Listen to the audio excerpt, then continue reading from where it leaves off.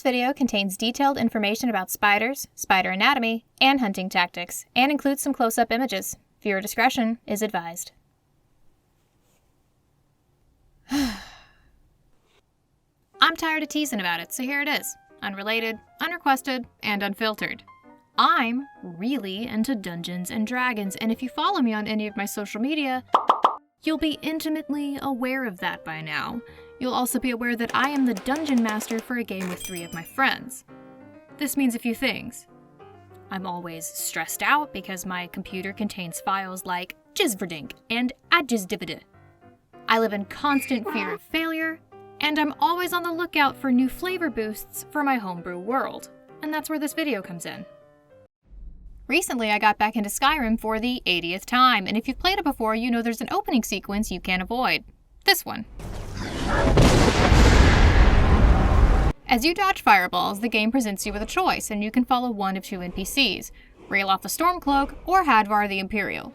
When you follow Hadvar, the correct choice to make, he leads you down to the cave system underneath the now burning Helgen. This is just an extension of your training sequence.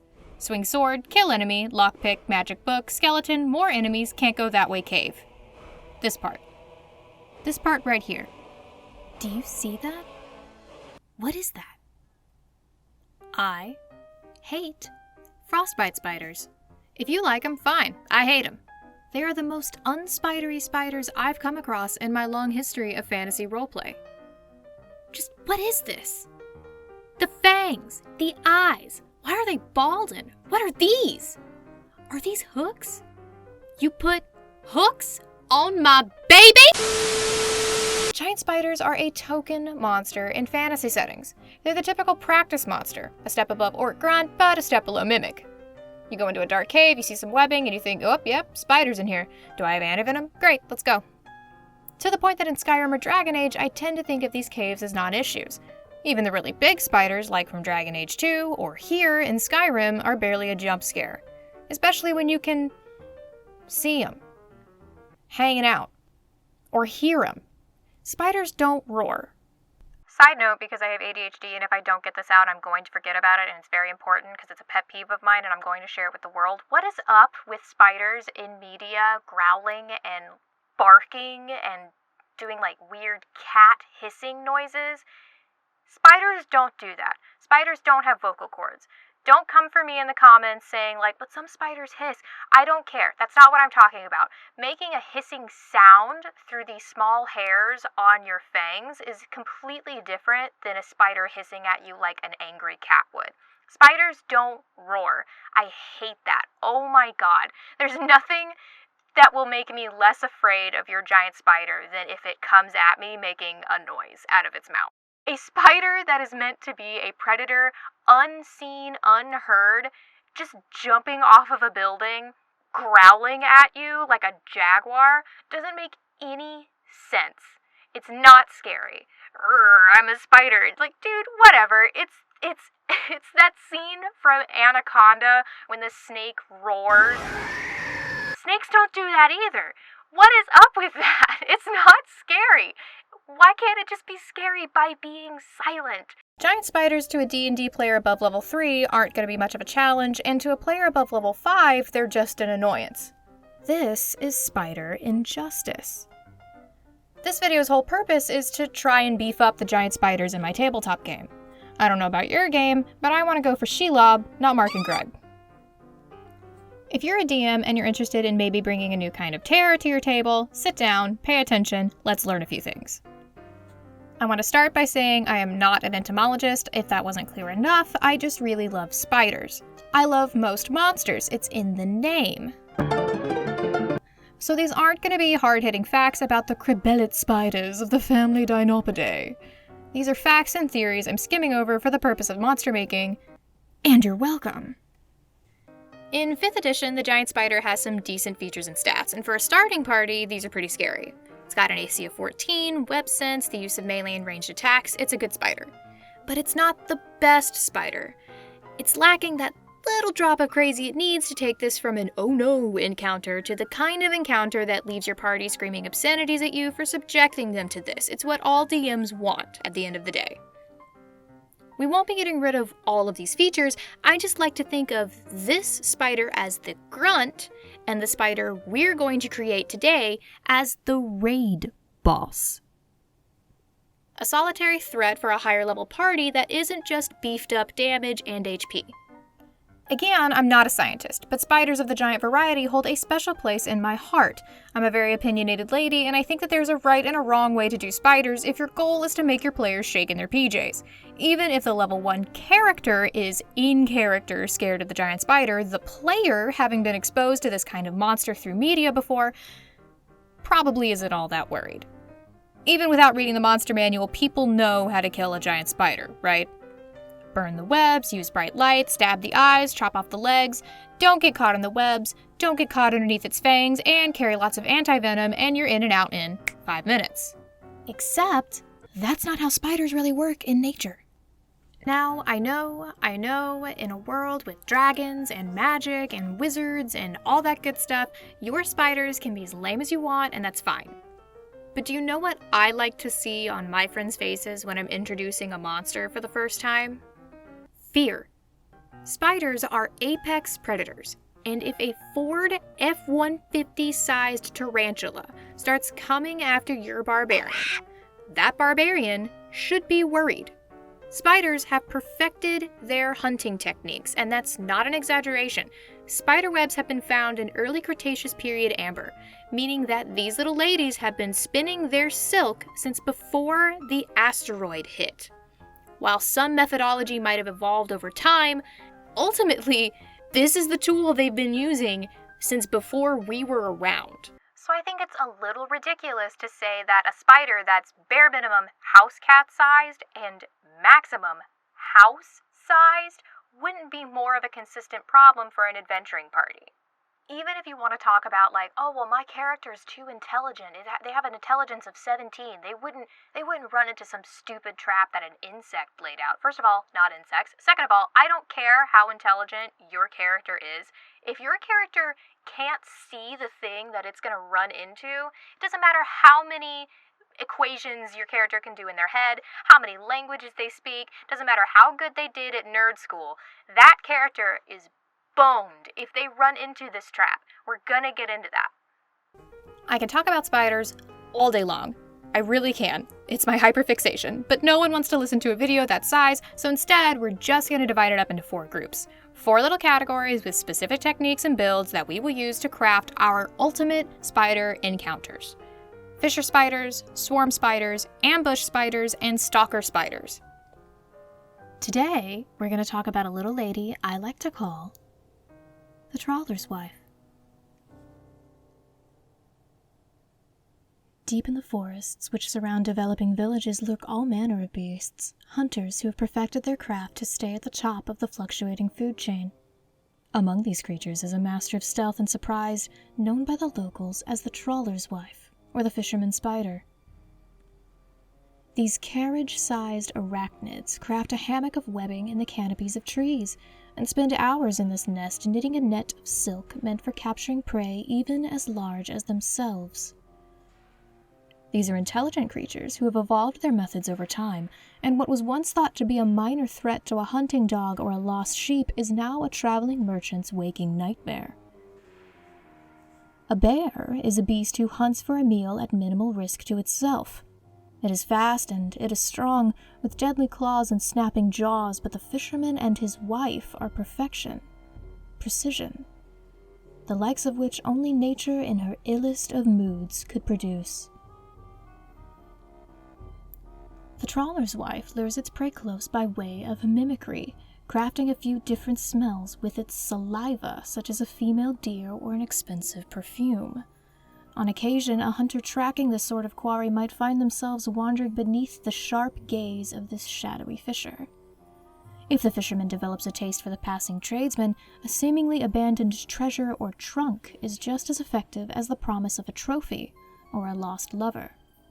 If, by some chance, the meal of choice escapes the spider's intricate net, it may not be enough to guarantee safety, for these monsters have learned to craft long-range projectiles called the fishing line. Contact with this version of the web creates a unique chemical reaction. where the mucus of the web itself, which can seep through even the thickest of furs, reacts with the oils of the prey's skin, forming an adhesive which bonds to the victim and renders escape nearly impossible, and painful if successful. Such solitary, conniving creatures, for their cunning and resourcefulness is the undoing of many an adventuring party. Traveler, beware the roads at night. There are more wily creatures than bandits in these shadows. Ooh, spooky, spooky. Let's break down how I arrived at the design for the Trawler's Wife, and we'll drop some spider trivia at your feet while we're at it. Then we'll take a look at my probably broken combat sheet for this big beauty and talk about some of the scary moves you can use against your naughty players. I Frankensteined 2 spiders together to create Fisher spiders, the Ogre face spider and Bolus spiders. First, Ogre face spiders, or net casting spiders. That's a pretty lady. The main hunting method of these bad boys is to craft a net out of their own webbing, which they will then use by hanging upside down, holding the net between their front 4 legs, and dropping down on prey. I mean, it's a net, so it works like a net. They're thought to entice their prey underneath them by pooping on a leaf, as one does. We'll come back to that. Additionally, ogre-faced spiders have eyesight that is 2,000 times better than human eyes in the dark. That's better than owls, so suck on that, Ranger. Ogre-faced spiders are strictly nocturnal hunters, and though you might think of spiders as pretty passive in their feeding, this lady spends all day crafting her net and starts her shift when the sun goes down, waiting for some doofus to walk under her tree. That doofus might just be a rogue who failed their perception check. No waiting for some schmuck to stumble into her boudoir, no, she's a real hunter-gatherer type of gal. Girl boss. On top of having excellent night vision, ogre-faced spiders also detect their prey through little hair-like sensors on their legs called trichobathria. Sort of like hearing vibrations of flying insects. Most spiders have these sensors, and they're generally thought to be used to detect vibrations through the ground or through the web. However, a recent study suggests that the hearing distance of ogre-faced spiders is somewhere around a 6-foot radius through the air. For a bug this big, 6 feet is a lot of area to cover for leg-based hearing. For all of my metric babes, 6 feet is a little under 2 meters. Also, I think I did this math right. God, please help me if I didn't, but here it goes. So the ogre-faced spider is about an inch long, meaning her sensory range at 6 feet is 72 times her body length. That means that if I, a 5'2" woman, were using my leg hair to hunt for food, I could hear a chicken nugget being hurled towards me within 372 feet, or about 113 meters. With all this in mind, how good does your rogue think their stealth skill really is? Is it good enough to get by this? That's right, passive perception of 18. She's not even actively looking for you. Clever girl. There are 2 types of spider silk, cribellet and ecrobellet. Net-casting spiders, in addition to spinnerets, have a special web-making organ called a cribellum. This organ creates an almost wool-like thread made of nanofibers, which the spider then agitates with a comb on its leg called a calamistrum. It makes these little puffballs. This type of thread makes the web stretchy, like 2 or 3 times bigger than it is relaxed, and more effective for traps and nets. Without using any glue, this spider catches its prey using nanofibers and static electricity, truly mad scientist behavior. These nanofibers also do the craziest thing when they come into contact with bugs. See, insects have this layer of wax on their exoskeletons. It keeps water out and it keeps water in. Well, this wax causes the chemical compound of the spider's net to change into more of a traditional spider glue. But the glue isn't just stuck to the insect. The glue is the insect. Kinda. The wax and the threads fuse together, so it makes it almost impossible to break out because the prey's exoskeleton or skin is just making more glue. Do you see where I'm going with this? Sure, your players might not have a waxy exoskeleton, but do you know what they do have? Skin, which has sweat, it has hair, sometimes they have scales. We can work with this. This is why it's going to be harder to get out of this particular spider's glue trap than it would for a traditional giant spider from 5th edition. This isn't just sticky stuff that it's like, ugh, gross, get it off of me. It is bonded to their skin. It will be harder to rip off, and you're gonna actually be dealing some damage if you do. I mean, it's pretty messed up, but oh my, doesn't that sound fun?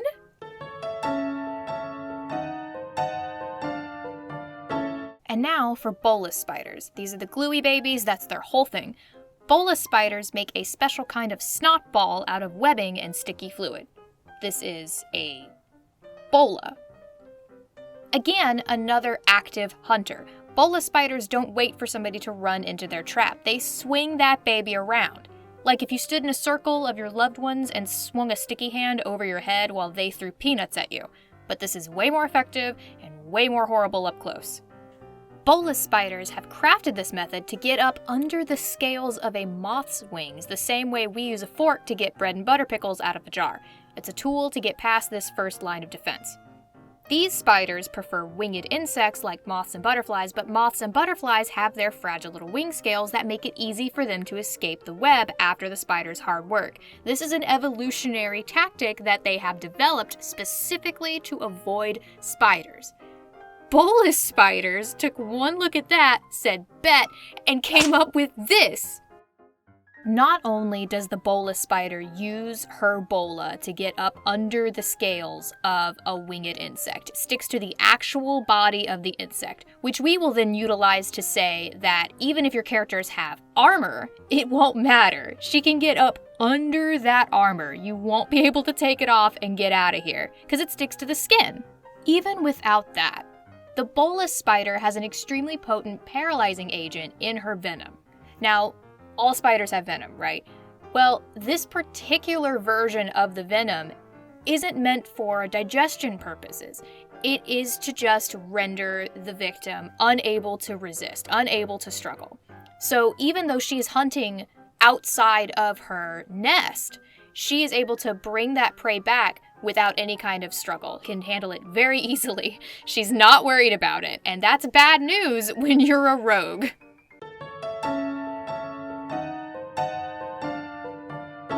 Alright, let's break down the mechanics of this bad boy. For this example, let's say you have a party of 4 level 5 players. First, this is a large beast and we're making it unaligned. After all, this spider isn't evil, it's just an exceptional hunter of man and beast. While it might be very intelligent, it isn't sadistic, and it can't be reasoned with. Except for maybe a very charming and crafty druid or ranger, but this isn't about them, stay with me. A very perceptive or naturally suspicious player might be surveying the trees overhead, and if they spot your spider, they're gonna react. We don't want them to do that. So, proficiency in stealth. If the party doesn't notice your spider, the spider should get a surprise round, where it will always use the net to try and nab one of the party members. This is a melee attack since the net is still in the spider's claws, so there are no saves, it's just your player's AC versus this spider's skill. And the spider gets a +8 to hit. Now, as a DM, I would probably target your casters first. They have lower AC and they have ranged attacks. So I would go with either targeting your wizard, your druid, if you don't have a caster in the party, maybe a ranger. If your only caster is like, let's say like a heavy hitter, like a paladin, somebody with very clanky armor, I would maybe avoid them, and we're gonna get into that.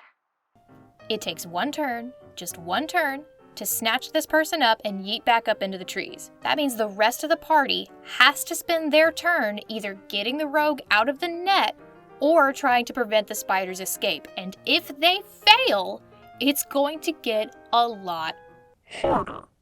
But wait, I hear you say, how do I get my players directly beneath the spider? Okay, so remember what I said about the poop on the leaf as a lure for prey? Stay with me.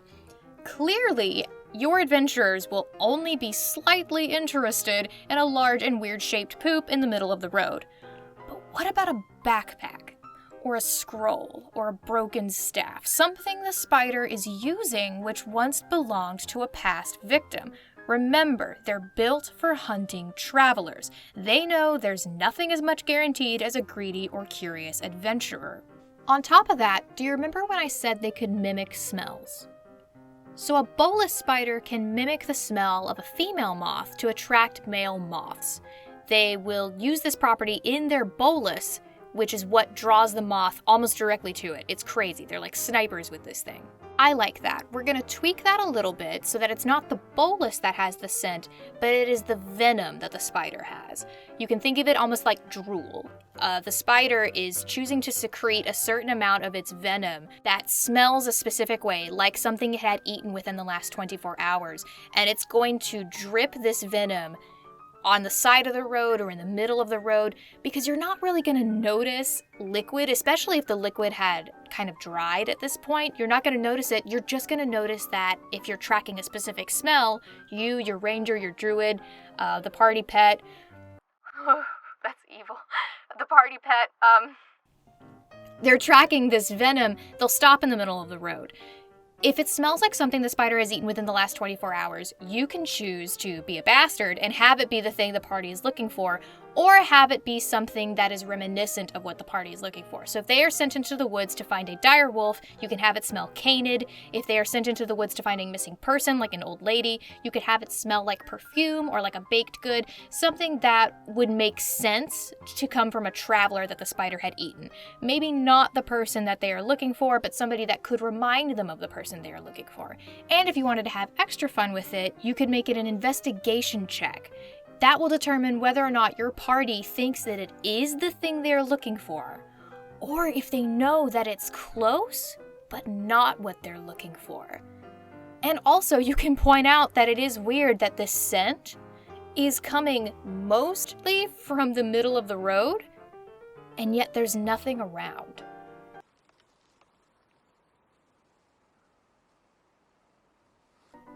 DMs, don't worry about your players being overly suspicious. Let them be suspicious of the bag in the middle of the road with nothing around it. It makes perfect sense. You've put them through the ringer at this point. Sure, you can use Mage Hand to move it. Sure, you can use your familiar to go and get it. Sure, you can just walk around and leave it. But will you? You're gonna walk away?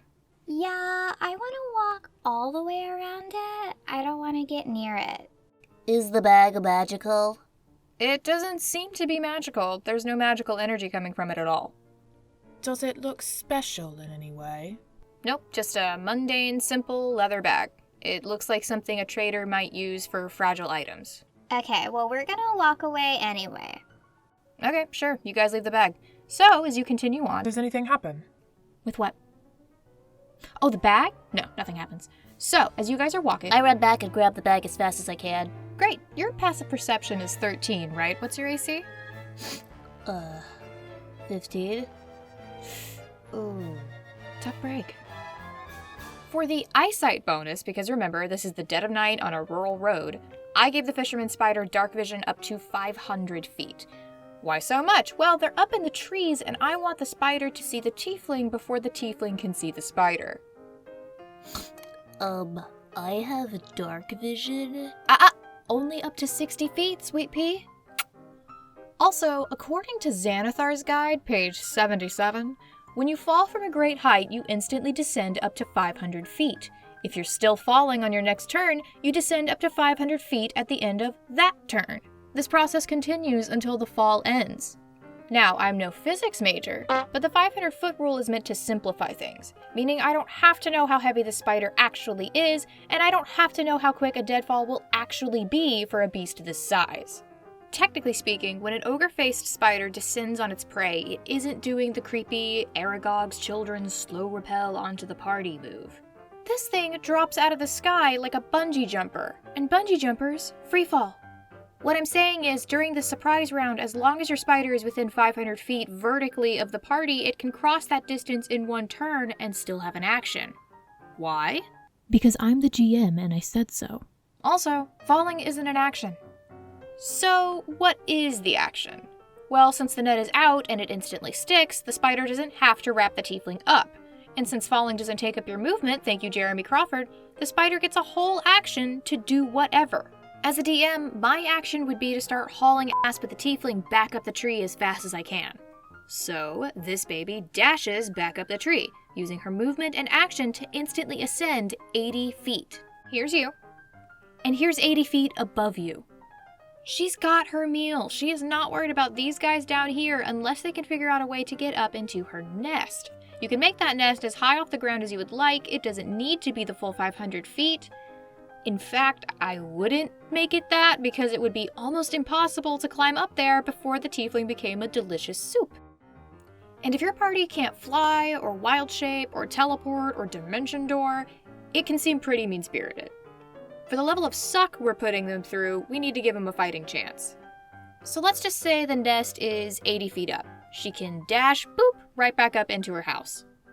For my players, in my game, the standard climbing rules apply. When you climb up a vertical surface, you're going to take half movement. So a character with a movement speed of 30 feet is going to be cut down to 15 feet at most. If my players pass an athletics check, which is for a level 5 party, I would set it to maybe something like 17 or 18.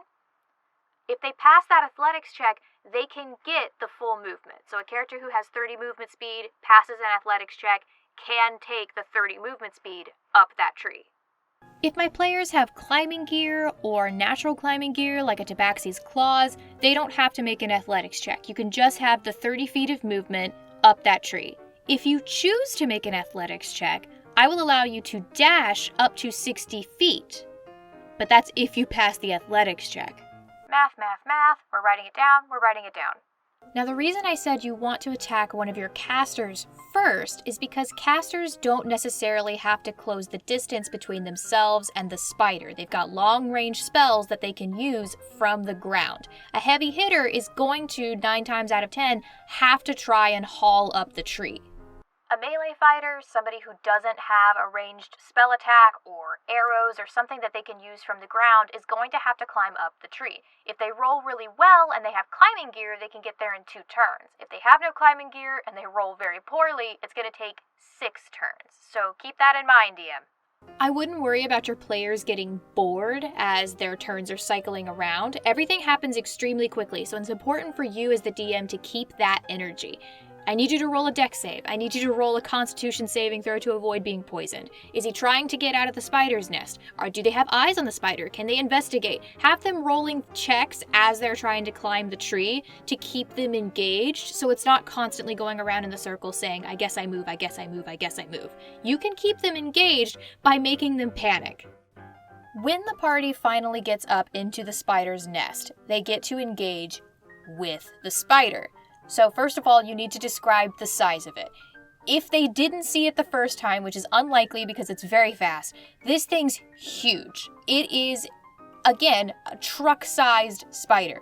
She's a big girl. She's able to haul horses and bears up into her nest. That's important for you to put down. On top of her being very big, she's a silent killer. She makes no noise as she is moving around. She doesn't growl, she doesn't hiss.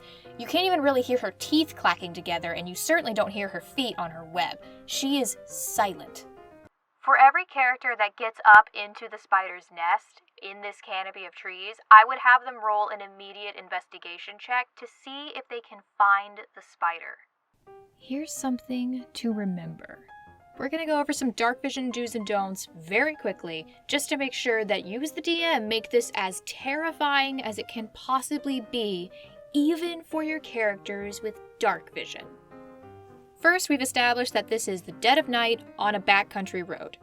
This means that this area is heavily obscured. Within a heavily obscured area, creatures suffer from the blinded condition. A blinded creature can't see and automatically fails any ability check that requires sight. Attack rolls against the creature have advantage, and the creature's attack rolls have disadvantage. A creature with dark vision, let's say our elven ranger here, is going to be able to see in dim light while she's in darkness. Dim light is considered lightly obscured. Areas that are lightly obscured cause a creature to have disadvantage on perception checks that require sight. If a creature has disadvantage on perception checks, that creature takes a -5 penalty to their passive perception score. If a character doesn't have dark vision, they are considered blinded in this environment. If a character does have dark vision, let's say 60 feet, I think it's 120 for owlins, then the area around them is considered dim light, and they're just going to take a penalty to their passive perception, and they're going to get disadvantage on perception checks that rely on sight. Additionally, they can only see in shades of gray, and that's going to be very important coming up. Our elven ranger here has dark vision up to 60 feet. She manages to pass an investigation check. She locates the spider. She attacks the spider. Well, I give my spiders a beefy AC. Why? Because I'm a bully. The standard 5th edition giant spider has an AC of 14. Ours is going to have an AC of 17, because otherwise what is an exoskeleton for? This exoskeleton needs to not only be able to protect her and all of her babies when they grow up from giant wild animals or dudes with pointy swords, it also needs to be able to protect them from other giant spiders. She's gonna be a little beefy. Welcome to the boss battle, babe. Armor class in my games isn't just the natural hard armor of the monster, it's also the monster's ability to narratively dodge attacks. And these spiders are very fast. She has a speed of 40 feet for those long legs, and she's camouflaged. She's gonna be hard to hit. Now, I'm not a horrible monster, mostly, so the HP is not much improved. The standard giant spider has 26 HP, I doubled it, she has 52. That's because, while yes, a 4-person party of level 5 players can deal a lot of damage, they're gonna have to hit her first. But my cleric or paladin is super good at the hitting thing. Did you or did you not have to climb a tree? For damage resistances, because this is a boss battle, obviously poison isn't going to do much to our baby, but neither is bludgeoning in most parts of the body. The standard giant spider doesn't have any damage resistances, so I added some for the exoskeleton. Not just to be a bully, I promise. Obviously, we're going to keep the weak points in the eyes, the underbelly, and in the mouth parts. It's important that the player specifies that they are going to attack this part of the monster. A big swinging hammer on the thorax of a spider with that level of exoskeleton at this size just isn't going to do a lot of damage. That hammer is going to be more effective if you aim for the mouth parts. A player can choose to attack the leg joints, which reduces speed by 5 feet for each leg lost until she's down to 3 legs, at which point she is immobilized. Each leg joint has an HP of 5. Again, they have to specify that this is what they're doing. Now, for the GM to note, spiders' legs are attached to the thorax by a sphincter. If a spider loses a leg, or in some case chooses to remove its own leg to escape, that sphincter seals up immediately, preventing mass blood loss. This only occurs at what are called breakpoints, which are here. Losing a leg in other places could result in fatal blood loss. So if somebody attacks your spider's leg at anywhere other than these breakpoints and she starts to bleed out, have her remove her own leg. First of all, it looks badass. Second, it will prevent you from having to keep up with blood loss math.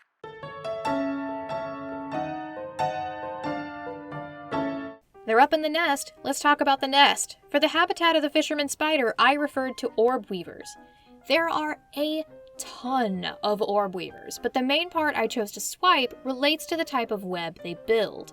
Orb weavers build their webs differently than other spiders, mainly because they create a large Y-shaped pattern, using non-sticky anchor threads, and build a web between those 3 points. Non-sticky radial threads build the scaffolding of the web to support the structure, then the spider goes in, she builds sticky spiral threads, usually very close together, starting from the outside of the web inward. In the center of this web, some orb weavers, like the yellow garden spider, create a zigzag pattern of thickly woven threads called a stabilimentum. Now, insects can see ultraviolet light we humans can't, and research has shown that under ultraviolet light, the spider and the web disappear, but the stabilimentum actually glows. It seems to be a big eat here sign to draw in prey or perhaps scare off birds or other predators. For the fisherman spider, I turned this into a nightmare zone. Remember what I said about the party needing to act quickly or else they're going to have to get up that tree after their missing rogue? Right. Well, good luck when the whole thing is sticky and only attached to 3 points. Also, wouldn't it be fun to fight in the dark? Wouldn't it be fun to have the web seemingly vanish when exposed to bright light like a flame, or the light cantrip because the web itself is translucent and can only be seen in dim blue light like that of the moon? Doesn't that sound cool? Good luck with your dark vision. The sticky part of the web is difficult terrain to walk on.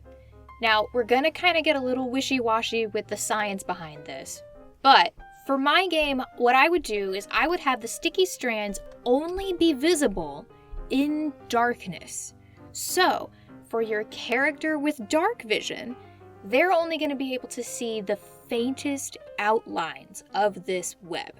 They're going to have to roll either investigation checks, which they will have disadvantage for, or they're going to have to wing it and hope for the best. Additionally, if you have a player that doesn't have dark vision and they're going to try to light up this area, a torch, the light cantrip, a wizard with firebolt, doesn't matter. Anything that is not the natural blue light of the moon is going to make that web disappear. I keep imagining somebody throwing firebolt around willy-nilly and then the web disappears and it's like, roll a dex save and they roll poorly and then they fall through a big hole. They fall, 80 feet to the ground. And if they don't die or pass out, they have to climb all the way back up. You could easily make this into a lot of close calls. Easily make this into, what do you mean the web disappears? What do you mean we don't know where we're going? If you don't want to do that, that's fine. The web is still going to be difficult terrain. So they're still going to take a movement penalty for that. I would still have them roll an investigation check to make sure that they know where they're stepping. And if they fall, have them make a dex save to see if they can catch themselves. Regardless, with the ability Web Sense, the spider is going to know exactly where they are. And if you want to get a little scientifical about it, the spider also probably has a pretty good idea of how big they are. You can use that however you like. If you want the spider to target the big one first, go for it. If you want the spider to take out all the little ones first, you can go for that too. The spider is going to be able to tell that difference if you want to get gritty with it. If your spider is stealthing, DM, this is a dangerous situation for your players to be in. Now, we've got the spider's defenses, we have the spider's environment. Let's get into some attacks. When the attack officially begins, what is your spider going to be able to do to defend her territory and defend her meal? More or less, these attacks are the same as the traditional giant spider. A melee bite attack with a range of 5 feet, +5 to hit, blah blah blah. We make that attack bonus +8 for our baby's proficiency and her dex mod, but the damage stays the same. So it's a mere 1d8 plus dex. I love the paralytic aspect of the poison in Bolus spiders, so we're going to make that the main part of her bite. In the traditional giant spider, the constitution save to avoid being poisoned is 11. So we're going to make it a 13 for our girl. Half damage on a successful save like normal, but for every bite the player receives after the first, the Constitution DC to beat goes up by 2. So the next time it's 15, after that it's 17, so on and so forth. The damage of the bite isn't very much, but the consequences are terrible. If your PC becomes poisoned, they are paralyzed for 1 hour unless somebody comes by to give them an antidote of some kind. Also, rules as written, even if they pass out and then they stabilize, they're still paralyzed. That's huge. We don't need to do a ton of damage since the main target is still the rogue, the already wrapped up meal.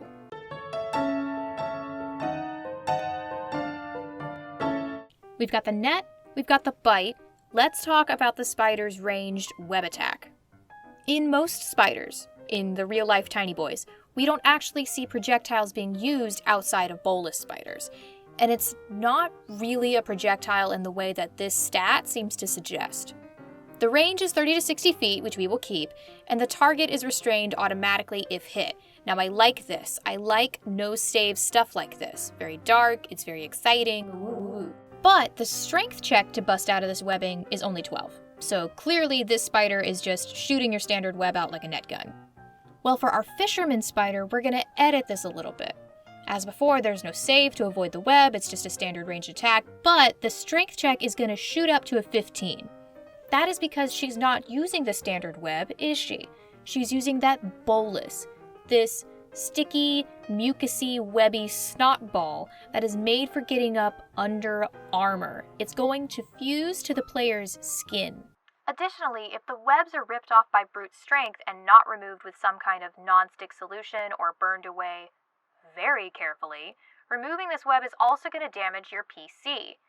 None of the standard damages in 5e really fit skin ripping off damage, so I decided to go with slashing damage since it's the closest to these kinds of wounds that I could figure. Of course, you could always homebrew the damage as I have and call it sticky damage. 1d8 sticky damage.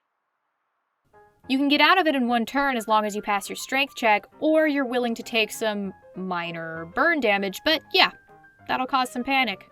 I almost forgot. This is a bolus. This is not something she's firing out of her mouth endlessly like a frostbite spider. She still has a hold on the other end. And because I'm a monster, the spider gets a bonus action on this move only to start reeling her catch in. The wizard is restrained, so no saves, just being dragged either across the ground, across the web, or up a tree at half the spider's movement speed, which is 20 feet. Don't panic, players. This bolus is a one-time use move, since anatomically speaking, the spider needs to re-ingest the mucus she used for the first one. No endless mucus supply, no Gatling gun of boogers for this spider. Sorry, Todd Howard.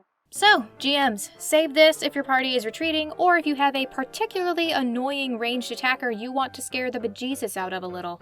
It's a ranged weapon attack of 30 to 60 feet with a +8 to hit.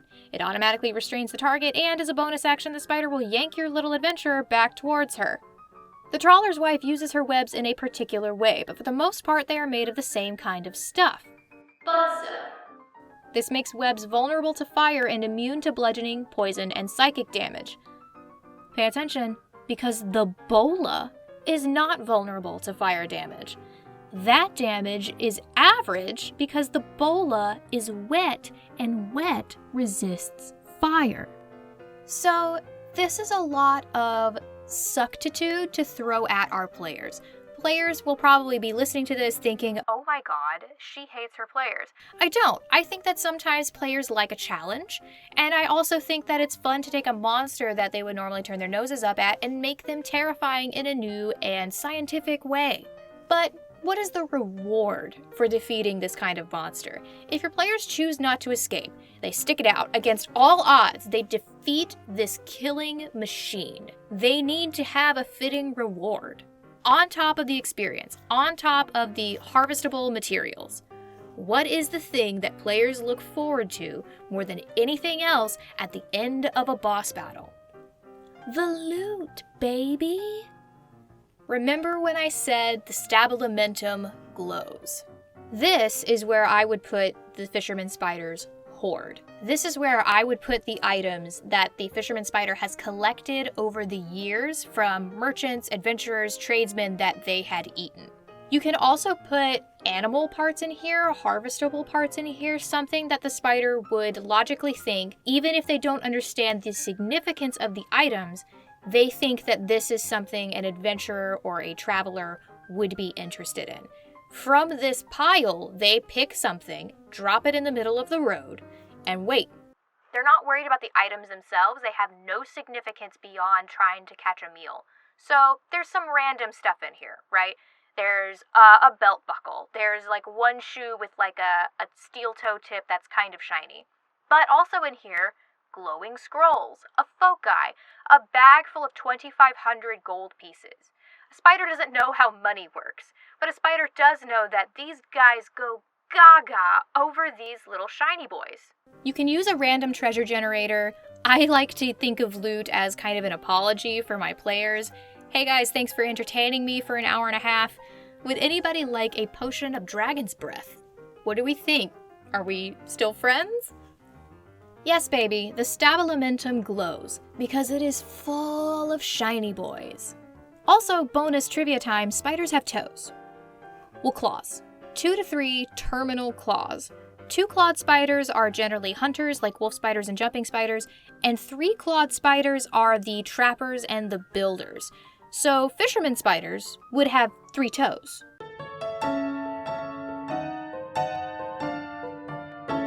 Ultimately, you can use spiders however you want. You don't have to use this if you think this is too complicated. If you're happy with the standard giant spider, good, I'm glad. You don't have to do the level of work that I put into this. But if you're like me and you like beefing up a monster that normally people wouldn't take very seriously, this is the way that we need to do it, with science. I'm always on the hunt for new and dangerous things to throw at my players, and I love spiders, so if I get to combine the two things, I'm a happy, happy girl. Next time, I'll be talking about swarm spiders, and hopefully I convince my fellow DMs that it isn't about the size of the cephalothorax, it's how you and your many, many, many friends use it. You can find the finished image of the Trawler's Wife on my Twitter and Instagram. I'll also have a link below to the stat block on Google Drive, which you are free to download, share with a friend, use it in your own game, fix my broken mess, anything you like. I hope you learned something today. I hope you had fun. Thank you for watching, and stay scary.